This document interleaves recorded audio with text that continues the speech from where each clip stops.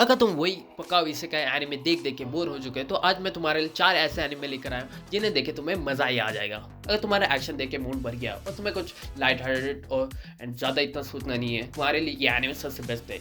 इस एनिमे का नाम है विच एट अटलर या अटलर कैसे इसका लास्ट प्रोनाउंस कैसे किया जाता है मुझे तो पता नहीं।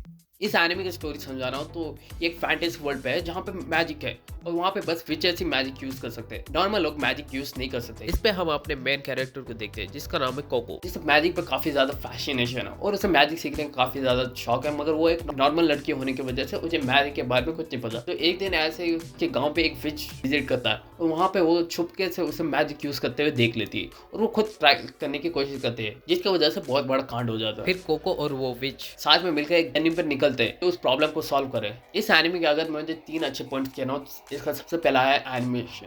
इसका एनिमेशन काफी खूबसूरत है। तुम्हें लिटरली लाइक उसके एनिमेशन देख के पता चलेगा कि कितना पैशनेटली इसे बनाया है। और उसके बाद दूसरा है इसके कैरेक्टर्स। इसके कैरेक्टर्स काफी लवेबल है, स्पेशली ये वाली मेरी फेवरेट है।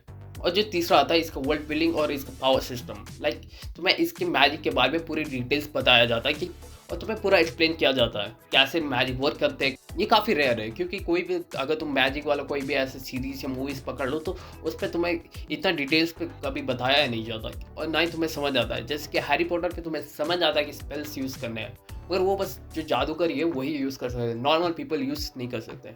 मगर इस पर एक्सप्लेन किया जाता है कि कैसे नॉर्मल पीपल भी मैजिक यूज़ कर सकते हैं मगर उन्हें क्यों अलाउ नहीं है। मैं अब जब वीडियो बना रहा अब तक बस 13 एपिसोड ही आया है, तो इसके आगे ये कितने एपिसोड आएंगे अब तक मुझे पता नहीं है। मैं तुम्हें हाईली रिकमेंड करता हूँ अगर तुम्हें ज़्यादा एक्शन नहीं चाहिए और कुछ लाइट हार्टेड देखना है तो ये तुम्हारे लिए देखना ही देखना है। फैंटेसी की जगह तुम्हें कुछ सीरियस हैवी और ब्लडी चाहिए तो ये एनिमे तुम्हारे लिए है। निप्पन सेंबोकू ये एक पॉलिटिकल वॉर ड्रामा एनिमे है। इसकी स्टोरी ये है कि ये फ्यूचर फिक्शन पे सेट है जहाँ पे जापान 3 देश पे बढ़ जाता है और वो एक दूसरे से फाइट करते रहते हैं कि कौन तीनों पे रूल करेगा, जिसकी वजह से वहाँ पे हर वक्त वार होते रहती है और उनके सारे टेक्नोलॉजीज और नॉलेज चली चुकी है और वो ओल्ड टाइम की तरह तलवारों से लड़ रहे हैं। तो इसी पे हमारा मेन कैरेक्टर रहता है जो जो एक नॉर्मल आदमी है। वो कोई खानदानी फैमिली से नहीं आता, ना ही कोई वॉरियर है, ना ही कोई स्पेशल स्किल है, उसके पास बस नॉलेज है और वो अपनी नॉलेज की मदद से कैसे वो एक बड़ा आदमी बनता है और वहाँ पे हिस्सा लेता है। और जैसे मैंने पहले भी कहा ये एक पॉलिटिकल वॉर ड्रामा है, इसका मतलब इस पर काफी ज्यादा पॉलिटिक्स है और वॉर के बारे में बातें होंगे। तुम्हें इतना ज्यादा कोई एक्शन कोई शोनेन एनिमे की तरह जहाँ पे बस लड़ते रहे नहीं, यहाँ पे काफ़ी ज़्यादा पिट, यहाँ पे लोग एक दूसरे से बात करके कैसे एक दूसरे को मैनिपुलेट कर रहे हैं, बिट्रे कर रहे हैं, वो एक दूसरे का फ़ायदा उठाने की कोशिश कर रहे हैं और कैसे वो फ़ायदा उठा के एक दूसरे को धोखा देके आगे बढ़ रहे हैं। और तुम्हें ऐसा ही कुछ एनिमे की ज़रूरत है जिस पे तुम्हें थोड़ा दिमाग लगाने की ज़रूरत हो और कैरेक्टर बेस्ड हो, तो ये एनिमे तुम्हारे लिए ही है।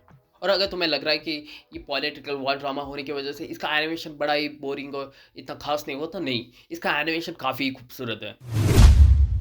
ये तो कुछ पॉपुलर एनिमे थे, मगर तुम्हें कोई अंडररेटेड एनिमे देखना है जो काफ़ी अंडररेटेड है तो ये तुम्हारे लिए है क्लीवेटस।